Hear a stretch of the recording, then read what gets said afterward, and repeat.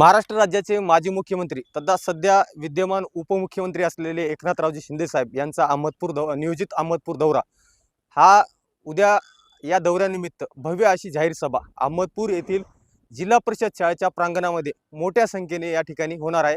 आणि या सभेचे मुख्य आकर्षण असणार आहेत एकनाथरावजी शिंदे साहेब। आणि या सभेमध्ये अहमदपूर तालुक्यातील हजारो शिवसैनिक हे जाहीर पक्षप्रवेश या ठिकाणी करणार आहेत।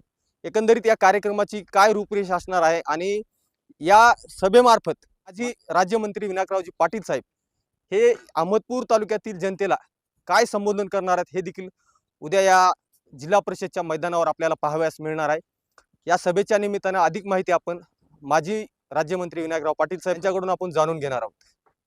ठिकाणी शिंदे साहेबांच्या नेतृत्वात पक्षप्रवेश केला आणि त्यानंतर या ठिकाणी आज मोठ्या प्रमाणामध्ये 25,000 शिवसैनिक आपल्या नेतृत्वाखाली या ठिकाणी पक्षप्रवेश करत आहेत। उद्या नेमकं या संदर्भानं काय सध्याची तयारी आहे आणि कोण कोण इथे येणार आहे आणि कशा स्वरूपाचा कार्यक्रम होईल? नाही, उद्या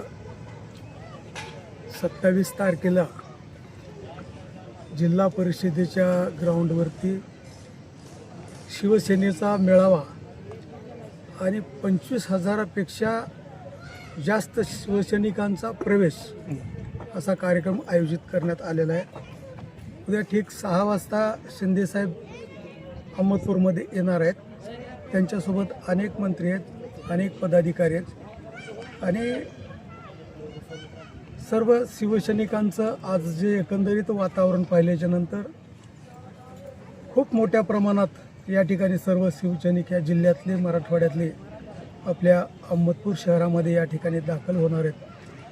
सगळ्यांचं स्वागत करतो आणि सगळ्याला विनंती करतो आपल्या माध्यमातून की 6 वाजण्याच्या अगोदर आपण सर्वांनीच जिल्हा परिषदच्या ग्राउंडवरती या ठिकाणी यावं आणि शिंदे साहेबांचं आणि सर्व मंत्री महोदयांचं या ठिकाणी स्वागत करावं अशी आपल्या माध्यमातून विनंती करतो। आता एकीकडे अपक्ष ते शिंदे शिवसेना इथपर्यंतचा जो आपला प्रवास आहे, अनेक वेळा सोशल मीडियावर आपल्यावर टीका केली जाते पक्षप्रवेशाच्या बाबतीत की अनेक वेळा पक्षप्रवेश केला जातोय, तर त्या विरोधकांना आपण काय उत्तर देणार आहोत? नाही, विरोधकांना उत्तर म्हणण्यापेक्षा मी पक्षप्रवेश आजपर्यंतही केला ते मी माझ्या स्वतःच्या स्वार्थासाठी आजपर्यंत राजकारण केलेलं आहे।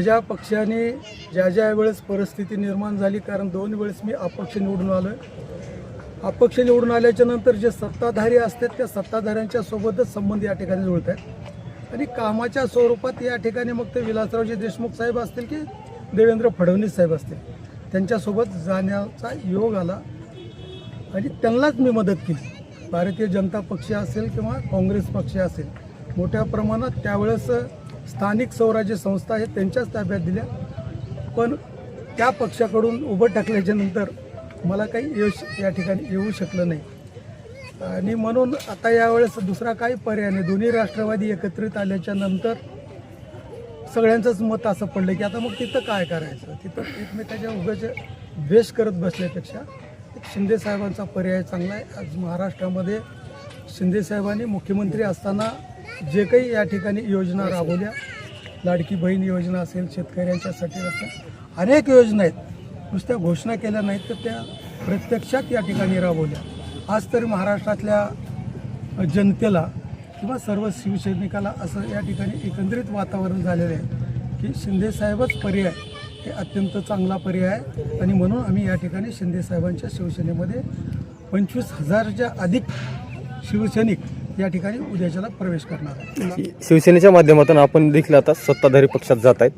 अहमदपूर तालुक्यामध्ये सध्याची जी परिस्थिती आहे, शेतकऱ्यांची जी आता अवस्था आहे, विहिरीचे बिलं निघत नाहीत, गायगोट्याचे बिलं निघत नाहीत आणि तो कुणाकडे तरी आशेने बघतो कोणीतरी आमचा पाठीराखा उभा राहील, शिवसेनेच्या माध्यमातून आपण काय त्यांना शब्द देणार आहे? हे आपल्या सगळ्यांनाच माहिती आहे, म्हणून तर शिवसेना आपण स्वीकारलेली आहे। अनेक प्रश्न आहेत या ठिकाणी, अहमदपूरच्या 100 खाटेचा प्रश्न आहे, चाकूरच्या MIDCचा प्रश्न आहे किंवा जे काय आता आपण सांगितलं छोट्या छोट्या गोष्टी आहेत, पण लोकांना खूप त्रास होतो। आता ह्याच्यानंतर उद्या एवढे शिवसैनिक प्रवेश केल्याच्या नंतर शिंदेसाहेब इथं येऊन गेल्याच्या नंतर या सगळ्या गोष्टीत निश्चित फरक पडेल असं मला वाटतं।